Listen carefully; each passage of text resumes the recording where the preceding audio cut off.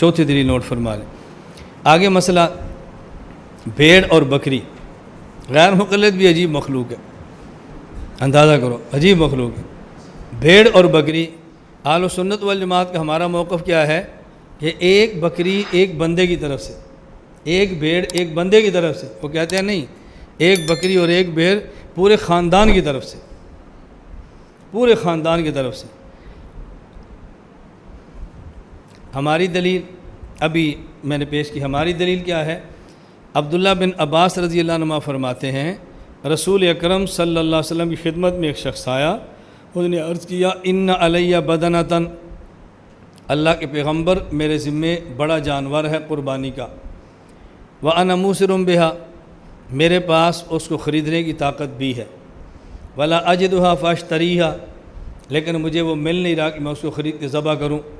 فامرہ النبی صلی اللہ علیہ وسلم ان یبتاع سبع شیاۃ فیذبحہن، حضور پاک نے حکم دیا اس کے بدلے میں 7 بکریاں لو اور 7 بکریاں لے کر آپ ذبح کر دو۔ سوال یہ ہے اگر ایک بکری سب کی طرف سے کافی ہے تو بدنہ کے مقابلے میں 7 بکریاں لے کر ذبح کرنے کی ضرورت کیا ہے؟ یہ جو آپ نے فرمایا کہ بدلے میں 7 بکریاں لو 7 ذبح کرو، بڑی آسان سی بات تھی، بدنہ بڑا جانور نہیں مل رہا، بکری ذبح کر دو اور سب کی طرف سے کافی ہے، اس میں کیا فرق پڑتا ہے؟ لیکن آپ سب کی طرف سے بکری ایک کافی نہیں فرما رہے ہیں، نہیں ملتا بڑا جانور تو 7 بکریاں لے کر ذبح کرو، بدلے میں 7 بکریاں لینا اس بات کی دلیل ہے کہ ایک بکری ایک بندے کی طرف سے ہوتی ہے، ایک بکری پورے خاندان کی طرف سے نہیں ہوتی۔ عبداللہ بن عمر رضی اللہ عنہما فرماتے ہیں الشاۃ عن واحد، باب اعلاء السنن میں الشاۃ عن واحد، ایک بکری ایک بندے کی طرف سے ہوتی ہے، ایک بکری خاندان کی طرف سے نہیں ہوتی۔ غیر مقلدین کی دلیل، وہ کہتے ہیں حضرت عطا بن یسار کہتے ہیں میں نے حضرت ابو ایوب انصاری رضی اللہ تعالیٰ عنہ سے مسئلہ پوچھا کیف کانت الضحایا علی عہد رسول اللہ صلی اللہ علیہ وسلم، حضور پاک کے دور میں لوگ قربانی کیسے دیتے تھے؟ حضرت فرمانے لگے کان رجل یضحی بالشاۃ، ایک آدمی بکری لیتا اور ذبح کرتا عنہ اپنی جانب سے، وعن اہل بیت ہی، اور گھر والوں کی طرف سے، فیاکلون، پھر سارے اس کا گوشت کھاتے تھے۔ اس سے معلوم ہوتا ہے ایک بکری پورے خاندان کی طرف سے کافی ہے۔ ہم نے کہا جو آپ سمجھیں، یہ جو ایک شخص ایک بکری لیتا اور پورے خاندان کی طرف سے ذبح کرتا، اس کا معنی یہ نہیں ہے کہ خاندان کے 10 بندے ہوتے، 10 بندوں پر قربانی واجب ہوتی اور ایک بندہ ان 10 کی طرف سے ذبح کرتا ہے، اس کا معنی یہ نہیں ہے۔ اس کا مطلب یہ ہے کہ اپنے اوپر قربانی واجب ہے، یہ بندہ قربانی اپنی ذبح کرتا ہے اور خاندان والوں کی طرف سے معنی یہ نہیں ہے کہ جو صاحب نصاب ہے اس کی طرف سے کرتا ہے، نا، گھر کا سربراہ ہے اور گھر کا سربراہ میں باقی بچے ہیں، بچوں کے اوپر قربانی واجب ہی نہیں ہے، تو یہ ایک قربانی کرے گا اور یہ پورے گھر والوں کے شمار کو سارے کھائیں گے۔ یہ ایک عرف بیان کیا جا رہا، عرف، جیسے ہمارے ہاں کوئی بچے سے پوچھے بھی قربانی ہم نے دمبا ذبح کیا ہے، بچہ کیا کہتا ہے؟ ہم نے دمبا ذبح کیا ہے۔ اب بتاؤ اس بچے کے باپ نے ذبح کیا ہے، بچے نے ذبح کیا ہے؟ بچہ کہتا ہے ہم نے دمبا ذبح کیا ہے، بچے نے ذبح نہیں کیا، وہ کیسے کہتے ہیں ہم نے ذبح کیا؟ یہ عرف بتا رہا ہے کہ ہمارے گھر میں ہمارے باپ نے قربانی دی ہے جو ہم سب کی طرف سے، گھر میں کبھی یہ نہیں کہتے، بیٹی کہتی میں نے الگ کیا ہے، بچہ کہتا میں الگ کیا ہے، باپ کہتے میں الگ کیا ہے۔ تو ابو ایوب انصاری رضی اللہ تعالیٰ عنہ اپنے دور کا عرف بتا رہے ہیں، عام طور پہ ہوتا یہ کہ خاندان کا سربراہ جس پر قربانی واجب ہوتی وہ قربانی دیتا اور سب کی طرف سے ہوتا، سب اس کو کھا لیتے۔ تو بچوں کے اوپر قربانی واجب نہیں ہے، لیکن ماحول میں یہ نہیں ہوتا کہ یہ بچے کی نہیں ہے باپ کی ہے، باپ کی ہے بچے کی نہیں ہے، ایک گھر والے قربانی دیتے ہیں اور گھر کا ہر فرد کہتا ہے کہ ہم نے گائے ذبح کی ہے، ہم نے بکری ذبح کی ہے، ہم نے دمبا ذبح کیا ہے، حالانکہ ہم نے نہیں کیا ہوتا، ذبح کرنے والا کسائی ہوتا ہے، گوشت بنانے والا کوئی ہوتا ہے، کھانے والے سارے ہوتے ہیں، عرف بیان کیا جا رہا ہے۔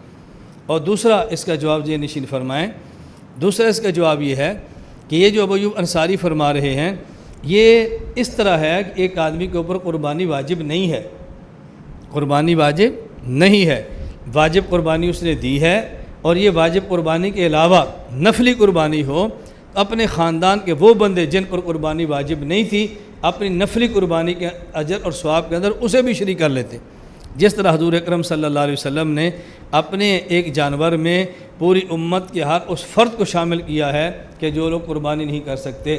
مسند احمد کی روایت موجود ہے۔ حضرت جابر بن عبداللہ رضی اللہ عنہ فرماتے ہیں صلیت مع رسول اللہ صلی اللہ علیہ وسلم عید الاضحیٰ، ہم نے اللہ کے نبی کے ساتھ عید الاضحیٰ کی نماز پڑھی۔ فلما انصرف، نماز سے فارغ ہوئے، عطا بکبشن، ایک دمبے کو لائے، فذبح، آپ نے ذبح کیا، پھر فرمایا بسم اللہ واللہ اکبر اللہم ان ھذا عنی وعمن لم یضح من امتی، اے اللہ دمبا میری طرف سے ہے اور میری امت کے ہر اس فرد کی طرف سے ہے کہ جو فرد قربانی نہ کر سکے۔ اب اس کا معنی یہ نہیں ہے کہ اللہ کے نبی صلی اللہ علیہ وسلم نے یہ جو قربانی دی ہے اب امت کا کوئی فرد قربانی کرے ہی نہ، یا نبی کی قربانی سب کی طرف سے ہے۔ اس کا مطلب صرف اتنا ہے کہ جو غریب تھا قربانی نہیں دے سکا، اللہ کے نبی نے اس کو اپنی قربانی کے ثواب کے اندر شریک فرما لیا۔ اور ہم کہتے ہیں اگر یہ بات، جیسے یہ لوگ کہتے ہیں اگر مان لی جائے کہ ایک بکری پورے گھر والوں، تیسرا جواب، ایک بکری پورے گھر والوں کی طرف سے کافی ہے، تو ہمارا سوال یہ ہے ایک گائے پورے گھر والوں کی طرف سے کافی کیوں نہیں ہوتی؟ ایک اونٹ پورے گھر والوں کی طرف سے کافی کیوں نہیں ہوتا؟ اگر ایک بکری گھر والوں کی طرف سے کافی ہے تو ایک گائے پورے محلے والوں کی طرف سے کافی ہونی چاہیے، اور ایک اونٹ پورے گاؤں والوں کی طرف سے کافی ہو جائے۔ آخر اونٹ کا کیا قصور ہے، گائے کا کیا قصور ہے کہ وہ سب کی طرف سے نہیں ہوتی؟ میری گزارش سمجھ رہے؟ اگر ایک بکری گھر والوں کی طرف سے ہے تو پھر گائے محلے والوں کی طرف سے ہو، اور اونٹ پورے گاؤں کی طرف سے ہو جائے، پھر ہر کسی قربانی کی ضرورت کیا ہے؟ اس لیے امت کو دھوکہ نہ دو، اللہ تعالیٰ ہدایت عطا فرمائے، اللہ کرم فرمائے، امت کو قربانیاں کرنے دو، قربانیاں امت کی خراب نہ کرو۔ یہ جو قربانی کے جانور ہے، اور جانور کے اندر ہم نے کہا بکری ہو تو ایک کی طرف سے، گائے ہو تو 7 کی طرف سے، اونٹ ہو تو 7 کی طرف سے، یہ جو شرکاء ہیں ان میں سے ہر ایک کا مسلمان ہونا ضروری ہے۔ اگر ان میں ایک شخص بھی شریک کافر ہوا گائے اور اونٹ میں تو باقی کسی آدمی کی قربانی ادا نہیں ہوگی۔ لیکن غیر مقلدین کا فتاوی علماء حدیث جلد نمبر 13 صفحہ نمبر 89 ان کے ہاں اگر اس قربانی میں قادیانی بھی شریک ہو جائے تو پھر بھی جائز ہے، قادیانی شریک ہو جائے تو پھر بھی جائز ہے۔ ادھر ایک بکری سب کی طرف سے کافی ہے، اونٹ 7 بندوں کی طرف سے نہیں، اونٹ 10 کی طرف سے ہو رہا ہے، اور شرکاء میں قادیانی ہے تو پھر بھی گنجائش ہے، قربانی سب کی ہو جائے گی۔ اب دیکھو کس طرح محنت کے ساتھ مسائل ایسے بنائے جا رہے ہیں کہ امت عمل کرتی بھی رہے اور عمل قبول بھی نہ ہو۔